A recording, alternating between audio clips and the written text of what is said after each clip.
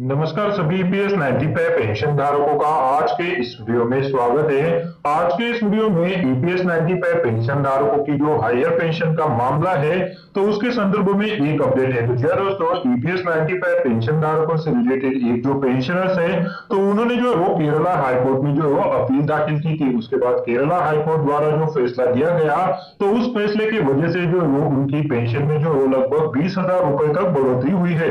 तो जी दोस्तों, केरला हाईकोर्ट के फैसले से पहले उनको पेंशन मिलती थी तो लगभग जो है वो 2,000 रुपए तक की पेंशन थी, और केरला हाईकोर्ट द्वारा जो फैसला दिया गया तो उसके बाद जो ईपीएफओ द्वारा उनकी पेंशन को रिवाइज किया गया और वो रिवाइज पेंशन जो है वो लगभग 20,000 रुपए के ऊपर है। तो दोस्तों, ईपीएफओ द्वारा ये जो पेंशन की रिवीजन की गई है, साथ में यहाँ पर इन पेंशन धारक की जो पहले की पेंशन है और जो रिवाइज पेंशन का पीपीओ है तो उसे भी मैं आपको यहाँ पर दिखाने वाला हूँ कि यहाँ पर केरला हाईकोर्ट के फैसले के बाद जो है वो उनकी पेंशन में जो है वो कितनी बढ़ोतरी हुई है। तो चलिए दोस्तों, ईपीएस 95 पेंशन धारकों की हायर पेंशन से रिलेटेड ये जो अपडेट है तो उसी के बारे में जो है वो अभी हम इस वीडियो में पूरी जानकारी लेने वाले हैं। तो आप इस वीडियो के साथ अंत तक बने रहिए ताकि ये जो इंपॉर्टेंट अपडेट है तो इसकी जानकारी आप सभी को मिल सके। और ईपीएस 95 पेंशन धारकों से जुड़ी हुई हर अपडेट को जानने के लिए अगर आपने चैनल को अभी तक सब्सक्राइब नहीं किया है तो वीडियो के नीचे जो रेड कलर का बटन है उसे प्रेस करके आप चैनल को सब्सक्राइब करके रख लीजिए,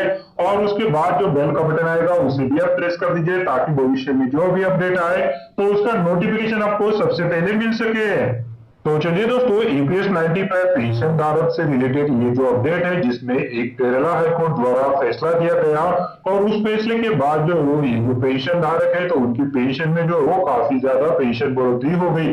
तो जी दोस्तों, चलिए अभी उनका जो पहले का पीपीओ है तो उसके ऊपर नजर डाल लेते हैं। उसके बाद यहाँ पर जो ईपीएफओ द्वारा पेंशन की रिवीजन के लिए उनको जो लेटर भेजा गया था तो उसके बारे में भी जानकारी ले लेंगे।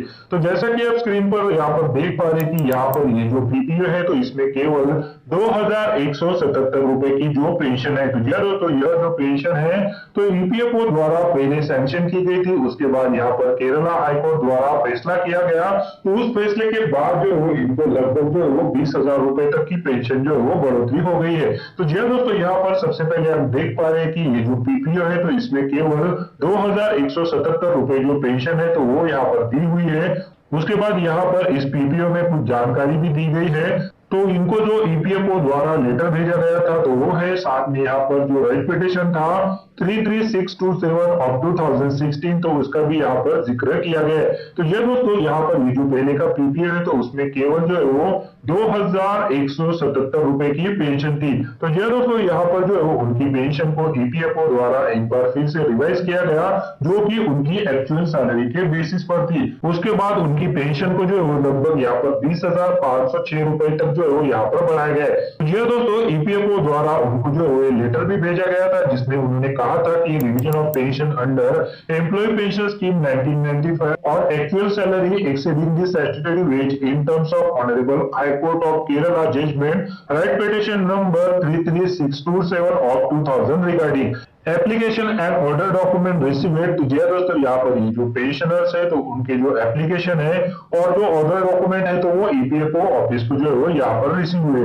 Contempt of court case number 2098 of 2019 file in right petition number 33627 of 2016। तो यहाँ पर ईपीएफओ द्वारा इनको कहा गया था in order to make you eligible for pension on actual salary as per the terms of the judgment of Honorable High Court of Kerala in right petition number 33627 of 2016, contribution under the Employee Pension Scheme 1995 is to be remitted on your full wages or salary from 16th of November 1995 or the date on which your wage or salary crossed the statutory wage ceiling. As per the annual return submitted by your employer, the amount payable by you from 16th of November 1995 to the date of leaving service with up-to-date interest is calculated after adjusting the contribution already made under the Employee Pension Scheme 1995. You are therefore requested to remit any of the following amount by way of demand draft payable at Kottayam in favor of Regional PF Commissioner Kottayam.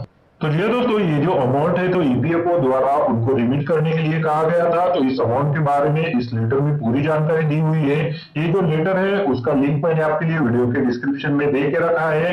तो उस link पर click करके आप ये letter जो है वो open करके इसके बारे में जानकारी ले सकते हैं। तो ये दोस्तों ये जो अमाउंट है तो वो रिमिट करने के बाद जो है तो उनकी पेंशन में यहाँ पर कितनी बढ़ोतरी हुई है तो वो आप यहाँ पर देख पा रहे हैं। तो ये उनका रिवाइज पीपी है जिसमें उनकी जो पेंशन है तो वो 20,506 रुपए तक जो है वो बढ़ गई है। तो यह दोस्तों इनको जो पहले पेंशन मिल रही थी तो वो केवल 2,177 रुपए मिल रही थी, और ये जो पेंशन की रिवीजन की गई तो इसके बाद जो है उनको 20,506 रुपए की जो पेंशन है तो वो सैंक्शन हुई है। तो तो यहाँ पर week on date of exit जो है तो वो 77,863 रुपए थी।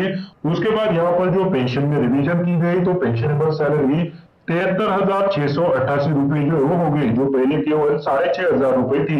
तो ये दोस्तों यहाँ पर ये जो पेंशन है तो केरला हाईकोर्ट द्वारा जो फैसला दिया गया था तो उसके बाद जो यहाँ पर बढ़ाई गई है। तो यह दोस्तों यहाँ पर ये जो पेंशन बढ़ोतरी के संदर्भ में एक अपडेट निकल कर आया था, तो उसी अपडेट के बारे में अभी मैंने आपको इस वीडियो में जानकारी दी। ये जो पीपीओ है तो पुराना पीपीओ और ईपीएफओ द्वारा इनको जो लेटर भेजा गया था, साथ में ये जो रिवाइज पीपीओ है तो इन सारे डॉक्यूमेंट के लिंक जो मैंने इस वीडियो के नीचे जो डिस्क्रिप्शन बॉक्स है तो वहां पर दे के रखा है।